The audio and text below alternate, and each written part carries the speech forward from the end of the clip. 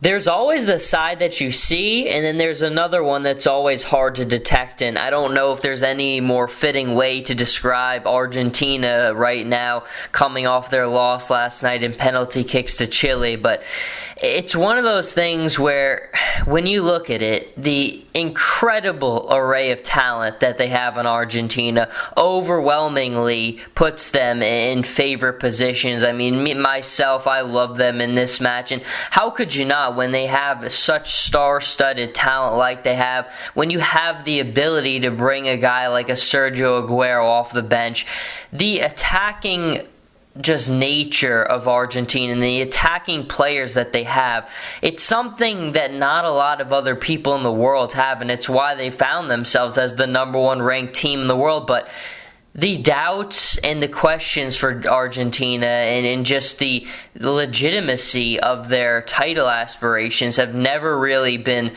in more jeopardy than they are now after the loss last night. And I think it's all kind of course, comes to the tipping point when Lionel Messi, the best player in the world, says that he's played his last game for his country. And again, it's one of those things where on the face, you look at it all, and it's kind of easy to see what happened, but I think sometimes you have to look behind that to really figure it all out, and there are many layers that kind of play into the equation of why Argentina struggles to finish so much. But I mean, all you have to do is look at what's happened. They've lost a World Cup final. They've lost 2 Copa America finals in a row. The 2 Copa America finals in a row, both on penalty kicks. The World Cup final, of course, when against Germany, the losing that one 1-0 in the very, very end of it. You look at those games, and I think it's just one of those things. Why can't Argentina finish? Why do they have so much talent? And why is there this inability to close it out? Now, I think a lot of times Messi has been the one guy to count on. Last season in the penalty kicks, he responded. His teammates did not back him up. This season, it was the opposite. You know, you see Arturo Vidal and you see Sergio Romero, and I honestly have never thought Sergio Romero has been the strongest goalkeeper. It's probably one of the weaker spots on the star-studded team of Argentina, but he gets that save against Arturo Vidal, and then Messi just skies it. And I think it was one of those things where none of us really expected that to happen, because one thing you look at in soccer is consistency, and consistency always tells you what you need to know, and it's usually something that you can really be able to trust.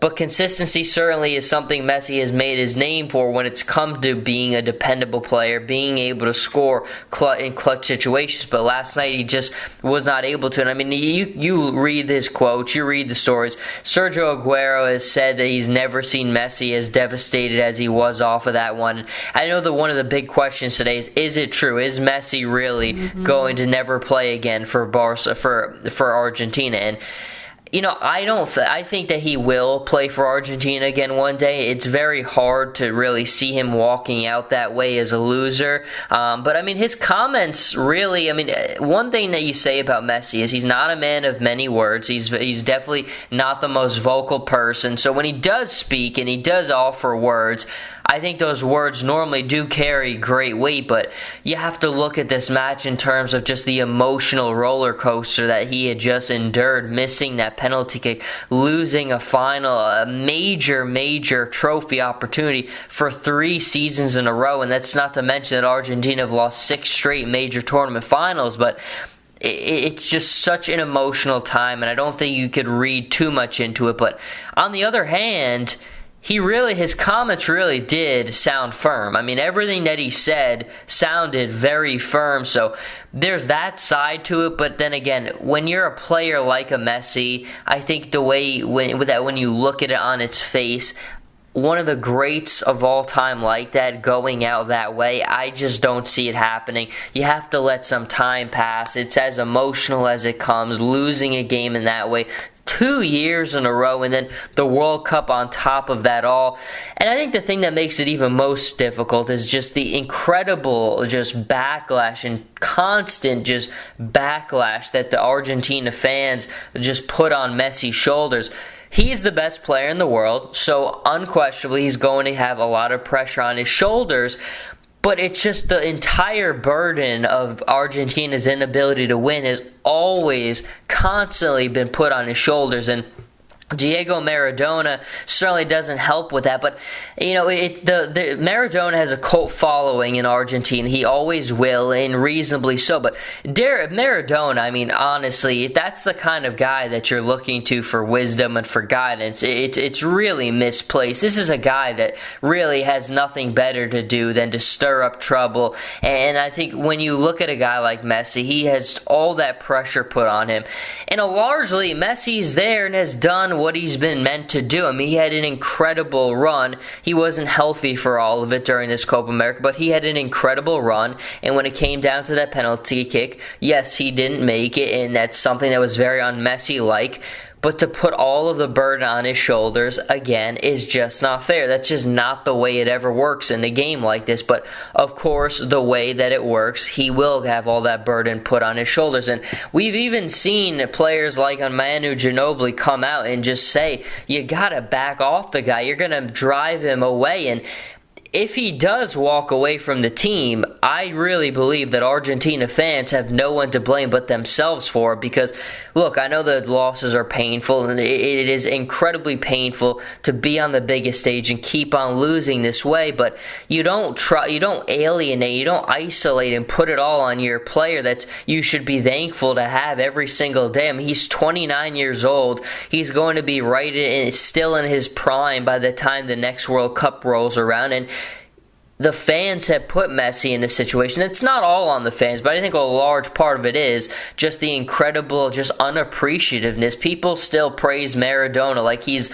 the greatest of all time, and unquestionably one of the greatest of all time, in no questions about it. But I think to try to diminish Messi by praising Maradona is just wrong, and it's one of those reasons why I think if he does walk away, which I still don't think he will, it's the fans are a large part of that to blame. But we go back to kind of the underlying issues here and why Argentina struggles in this way. And I think it's really fundamentally rooted in their football association, corruption scandals. And, there's a great article on USA Today which kind of outlines it when they say why you shouldn't blame Messi if he does end up walking away. And I think obviously the corruption thing is a big part of it, and it's an interesting dynamic because Argentina puts out some of the best players in the world. I mean, Angel Di Maria, Sergio Aguero. You look at Nicolas Otamendi. I mean, Gonzalo Higuain, Messi himself.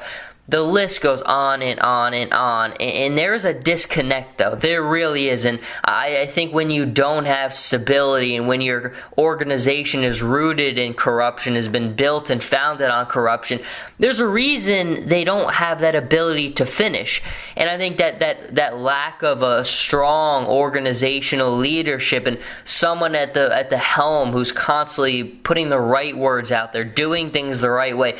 When you're not built the right way, something is going to falter, and we've seen it be Argentina's ability to finish in these major matches. And one of the interesting things that they do talk about in the article is, of course, everybody knows the story about when Messi was young and he had the growth hormone deficiency and he couldn't really get any help from the Argentina Football Association for it. And what they do, they turn to Barcelona, and Barcelona is the one who comes to his aid. And I think there's one thing that we have seen from Messi, and there's always that speculation if Messi's ever going to move away from Barcelona, but Messi has shown that level of loyalty. And I think he always will show that level of loyalty to Barcelona, because when he couldn't find help from his own country, he found help from someone else. And that's something that when that happens to you so early in life, I think that shapes your outlook on life. And that loyalty has always been firmly rooted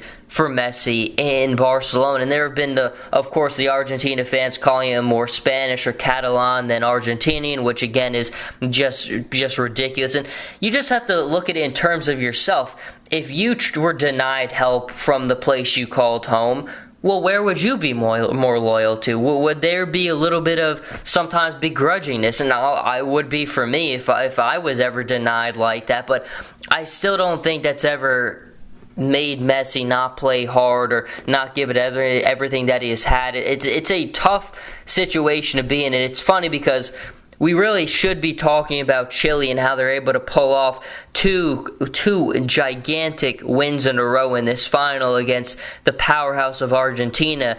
And especially for Chile not being a traditional South American power, what they have done really is remarkable. And I thought that match really did convey South American football in every single sense of the word. It had toughness, it had drama, it had everything that makes South American football unique. But I think on top of it all, how could the story not be Messi on that stage, not being able to come down with it, and just more continued dismay and an ability to finish for Argentina. And I talk about unity a lot, and I think it's the biggest reason why we saw the odds really broken, unlike they've ever been broken before, where Leicester City Football Club pulls out 5,000 to 1 odds and wins the Premier League title. You don't do that unless you're united, and finishing is a big part of that. In the English Premier League, I think there's a reason why you don't see the Manchester Cities and the Arsenals and the Man Uniteds, why they weren't able to finish last season, because they didn't have that unity that it took. Leicester City was bound by something bigger than themselves, and they were all united by it, and that's the reason they were able to stick it through. And people kept on asking throughout the season, well, can they hang on? Can they hang on? They did hang on. They were united by a common purpose, and it's the reason they were able to hold on and pull off maybe the greatest sports upset and winning the greatest, most odds-defying championship in sports history. And I think now when we look at the Argentina situation, unity is a big part of it. And I don't know if it's as much with the players, because I do think it's a close-knit group. I think the relationships on that team are close, as you can see. But I think it's a disconnect between the organization, between the legend like a Maradona who gets praised by the fans and whatever he says is God's word. And if he criticizes Messi, if he says something like, don't even bother coming home, well, the fans are going to listen to that. And I think that there is a disconnect with him and the team. There's a disconnect with the organization, which has had corruption issues in the team. There are a lot of stories behind the story that explain why Argentina has had this inability to close in on the biggest stage. Is that the be-all, end-all? Probably not, but I think more than anything, it certainly does explain a lot why we don't see Argentina as the ones winning this trophy and have done it in the past. And we're of course going to have more about this come out, and I think the question to end with, which we have discussed, is this the last time we ever saw Messi in an Argentina uniform? I still would say no. But again, you have to look at the history of the situation, and to say that it's impossible, I do think it would be wrong. There is a strong possibility, but I just think at the end of the day, when you look at him being an all-time great like he is, I just can't see it. So my gut tells me he will be back, but the Argentina fans, if he does walk away, they'll be losing something they'll never see again, and they'll have nobody to blame but themselves. But until then, Jersey Joe Archino here with the Sports Vault. You can follow me on Twitter at Joe Archino and on Instagram, Jersey_Joe_Archino. And I'll see everybody next time.